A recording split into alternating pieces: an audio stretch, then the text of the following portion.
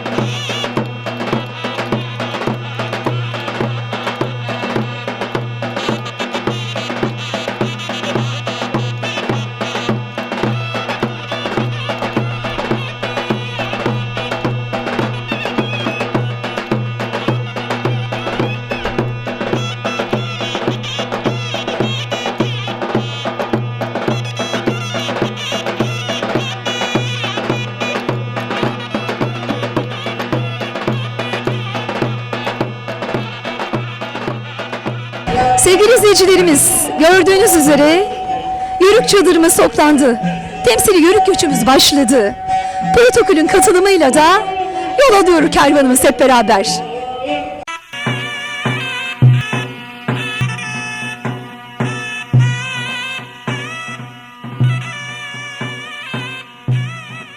Muğla'da kortej şanlı bayrağımızın öncülüğünde protokolünde katılımıyla Muğla sokaklarında yol alıyor sevgili izleyenlerimiz.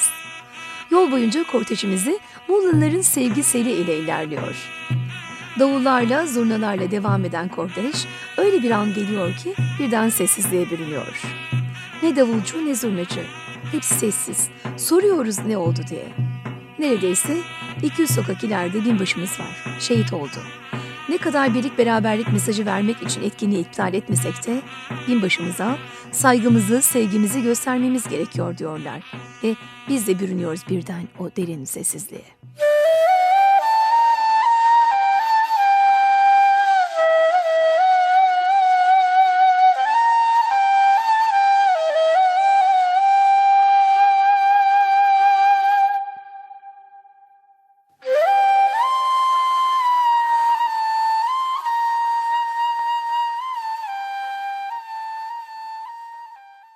Kortejimizin son durağı Muğla Ticaret Odası konferans salonu oldu sevgili izleyenler.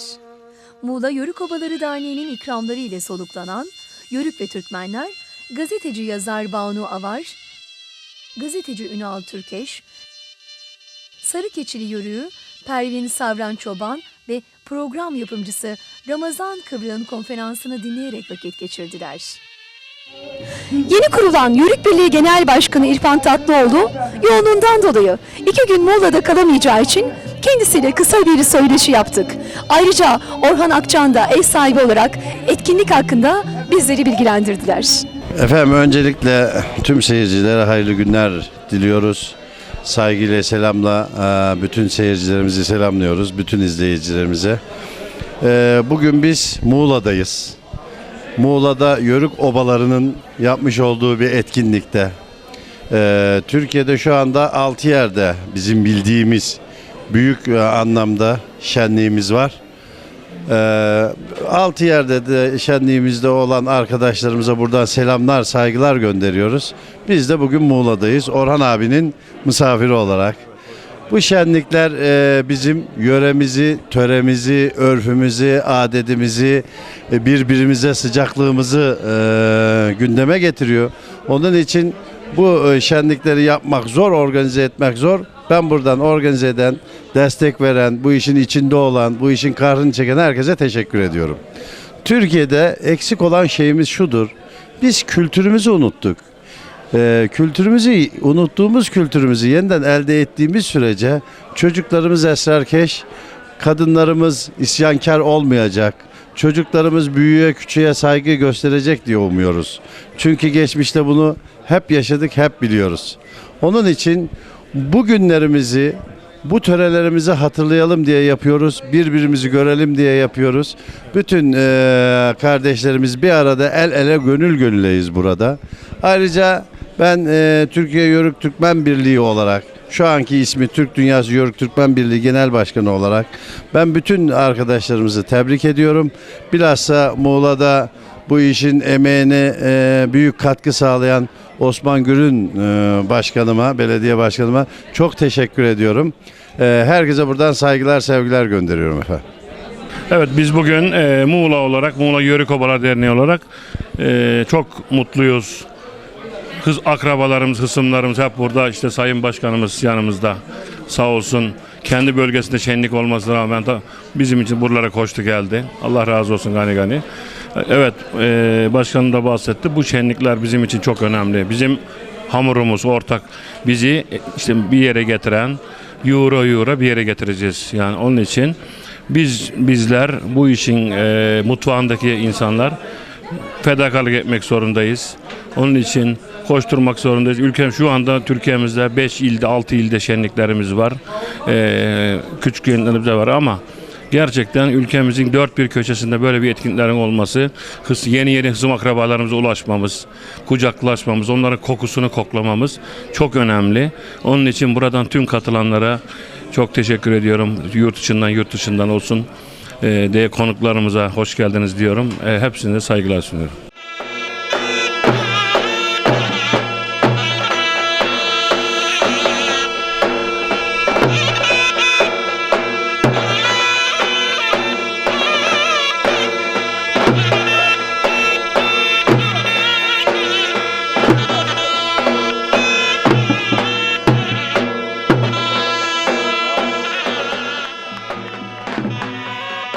Muğla'da gündüz şehir merkezinde kortej yürüyüşü ve konferanslar yapılırken Düzen Yaylası'nda da hazırlıklar devam ediyordu sevgili izleyenler.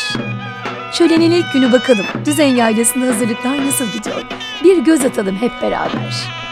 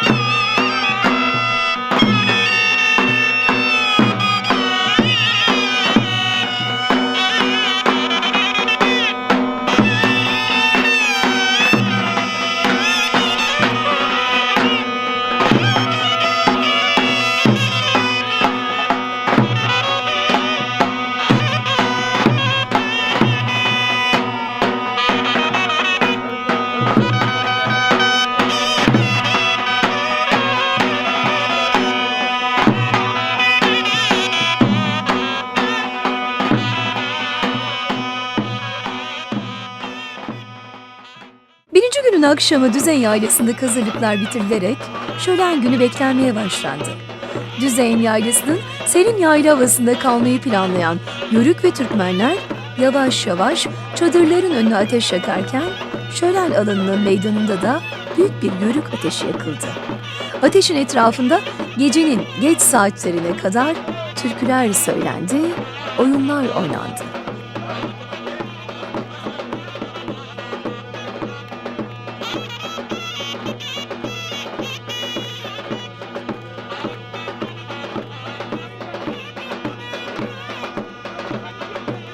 Cumhuriyetimizin kurucusu Atatürk dedemiz, efendiler ülkenin zor şartlarında, efendiler gidin Toros Dağları'na bir bakınız ve o dağlarda bir yörük çadırı görürseniz ve o çadırda duman tutuyorsa şunu iyi biliniz ki hiçbir güç ve kuvvet sizi mağlup edemez demiştir. Biz de atamızın atamlar ne yapıyor? Düzey Yaylası'nda, Muğla'nın Düzey Yaylası'nda yörük ateşi, çadırımız da var, ateşte duman da tutuyor, ateş de yanıyor. Varız. Hayırlı olsun. Hayırlı olsun.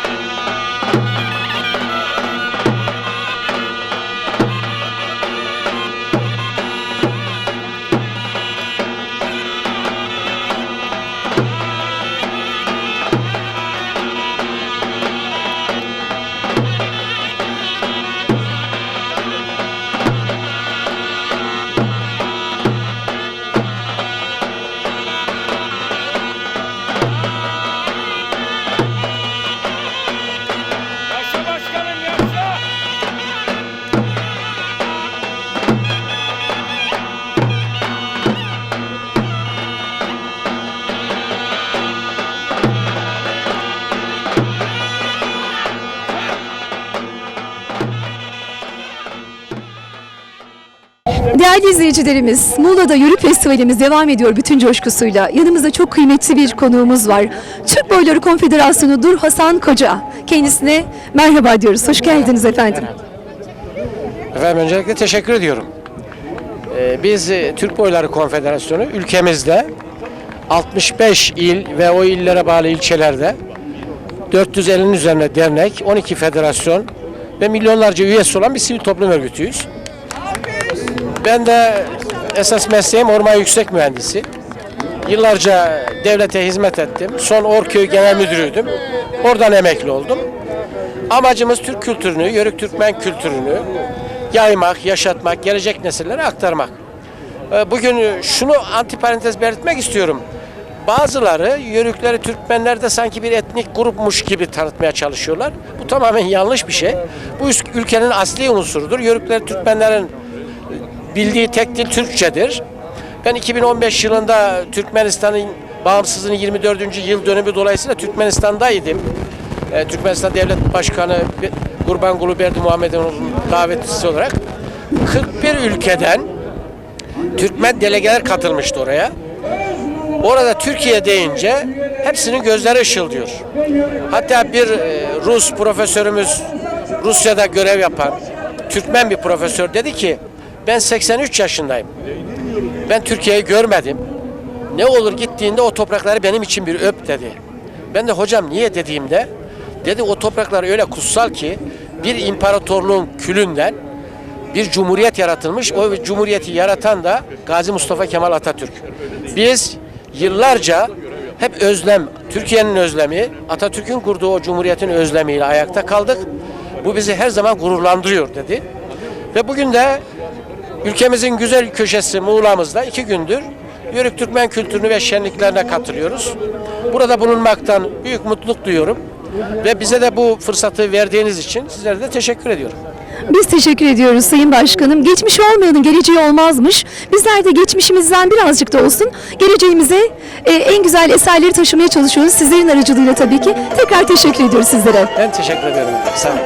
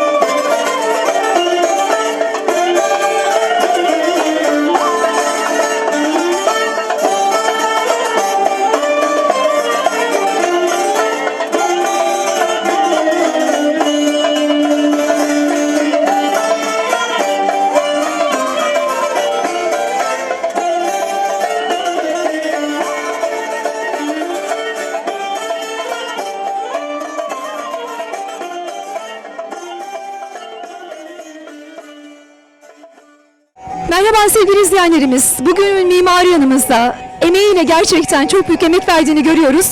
Bizlerin gönüllerine taht kuracak bugün. Dünyanın dört bir yanından Yörükler merhaba diyerek geldiler Muğla'ya.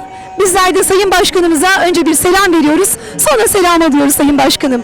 Muğla Yörük Obaları Dernek Başkanı Orhan Akçağan yanımızda. Nasılsınız başkanım? Çok iyiyiz, çok mutluyuz. Öncelikle hoş geldiniz. Bugün gerçekten çok mutluyuz, gururluyuz. İşte ülkemizin dört bir yanından soydaşlarımız, kardeşlerimiz geldiler. Yurt dışından, daha Altay dağlarından konuklarımız var. Yunanistan'dan var. Suriye Türkmenleri burada. Irak Türkmenleri burada. Türkmenistan'dan burada. İnanın o kadar mutluyuz ki Kırım'dan misafirlerimiz var. Yani inanın şu anda Türkiye, Tunceli'den misafirlerimiz var. Bu bizim birliğimizin, beraberliğimizin pekişmesi için bir hamur. Burası bir hamur yeri. Onun için bu hamuru hep beraber yoğurmalıyız ve gerçekten de ülkemiz zor günlerden geçiyor. Onu sağlama açısından birlik beraberlik çok büyük ihtiyacımız var diyoruz. Sayın Başkanım, Yörükler genelde Türkiye'nin mihenk taşlarıdır. Evet. Geçmişiyle, gelenek ve görenekleriyle birazcık aslında kültürümüzü bize taşıyan o kültür eşikleridir. Bizler de eşiklerimize sahip çıkabilme adına buradan Muğla'dan sesleniyoruz kültür kervanı olarak. Sizler buradan gelecekteki yörük kültürünü devam ettirmek isteyen gençlerimize, çocuklarımıza neler önerirsiniz? Şimdi bir milleti yok etmek için önce kültürünü bitirmek. Şu anda görünen o kültürünü bitiriyor, ondan sonra millet yok oluyor. Onun için kültür bizim çok önemli. Bu kültürü yaşatmak zorundayız. Ve diyoruz ki kızlarımız anası nenesi gibi oynasın. Oğlanlarımız da babası dedesi gibi oynasın. Yani ne olur kültür oyunumuzu, giyimimizi kaybettikçe biz ondan sonra ne oluyor? Yozlaşıp gidiyoruz. Öz olmayan söyleyecek meclise söz olmazmış değil mi? Bunlar çok önemlidir. Öz olmayan ağaç çürümeye muhtaçtır, çürük ağaçtır. Gerçekten de çok önemli. Yani kelimeler yetmiyor anlatmaya. Değil mi? O zaman bizler de ne diyoruz ki? Özümüze sahip çıkalım, sözümüz daim olsun. Yörük kültürünü devam ettirebilmek adına değerli sevgili dinleyicilerimiz ve izleyenlerimiz, bizler buradan yörük kültüründe kervanımızın yolu çok uzun. Başkanımızdan sonra yolumuza devam edeceğiz. Ben şöyle bu Kültür Kervanı programının çalışanlarına, bu işin mutfağındaki kardeşlerimize çok teşekkür ediyorum. Gerçekten bu çok güzel çalışmalar oluyor.